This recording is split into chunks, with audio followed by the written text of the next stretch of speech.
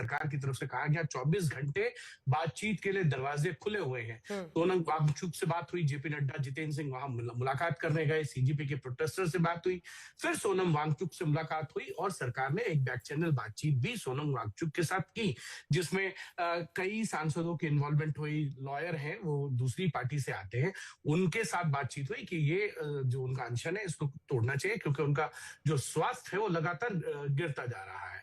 ये सारी चीजें होती रही। बैकड्रॉप से सोनम वांगचुक का इस्तीफा, अनशन जो है वो टूट गया।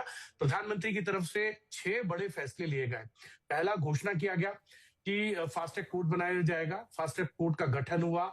देर शाम प्रधानमंत्री नरेंद्र मोदी ने ये वीडियो रिलीज किया कि कल कैबिनेट में एक अमेंडमेंट बिल जो है वो लाया जाएगा। पब्लिक एग्जाम बिल जो है 2024 में, उसमें कई संशोधन होंगे। और एक बड़ी खबर इस वक्त आ रही है हिमांशु, मैं रोक रही हूँ आपको। दिल्ली रवाना हुए देवेंद्र फडणवीस और एकनाथ शिंदे।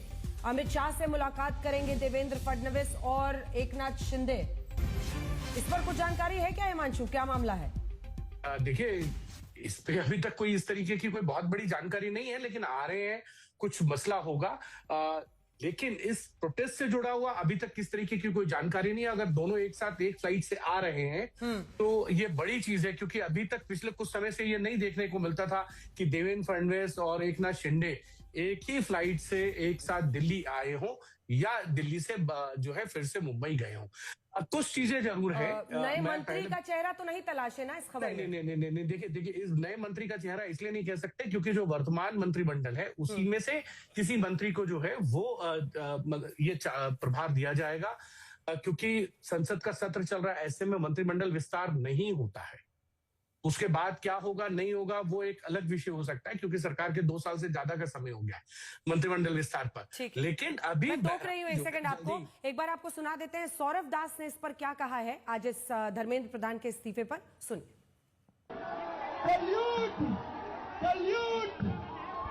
दोस्तों, इस्तीफे नहीं होते बोल रहे थे, और देश का युवा जब बाहर निकल आया तब उसने बोला इस्तीफा भी होगा, पुलिस वालों पे एफआईआर भी होगा और सरकार भी झुकेगी। एक बार अपने लिए जोरदार तालियां बजा दो। भारत माता की, भारत माता की, भारत माता की। मैं मोदी जी से कहना चाहता हूं, सुबह हो गई मामू, सुबह हो गई मामू, सुबह हो गई है। डेमोक्रेसी की सुबह हो गई है। अब इस देश की जनता जाग चुकी है। और जैसे कि मैंने कहा था, ये पहला विकेट है, ये पहला विकेट है।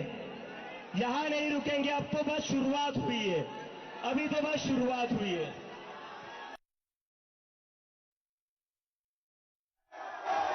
इस्तीफे के बाद ये जश्न की तस्वीरें हैं जो आप इस वक्त जंतर मंतर से देख रहे हैं। प्रदर्शनकारी, छात्र सभी वहां पर जश्न मना रहे हैं। इस बात पर उनकी खुशी है।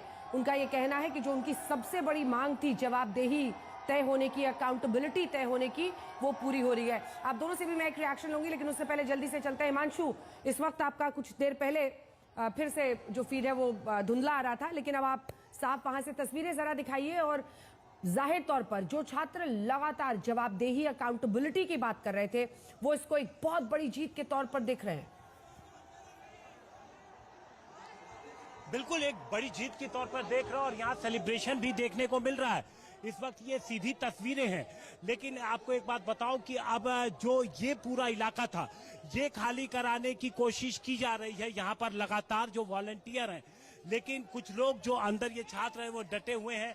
कहीं पे नारेबाजी, कहीं पर अब जो बीजेपी के दूसरे नेता हैं उनको लेकर के भी यहाँ पर अलग अलग, क्योंकि देखिए ये कोई एक संगठन या एक जगह से जुटे हुए छात्र नहीं है, इसमें अलग अलग जगहों से लोग पहुंचे हुए हैं। कुछ छात्र हैं, कुछ छात्र संगठनों के जुड़े हुए लोग हैं, इसके अलावा कुछ ऐसे लोग हैं जो दिल्ली के दूसरे इलाके से आए हैं। और इतना ही नहीं, 2500 ऐसे लोगों की पहचान भी हो चुकी है जो क्रिमिनल बैकग्राउंड के हैं और जो इस भीड़ में जो छिपे रहे थे।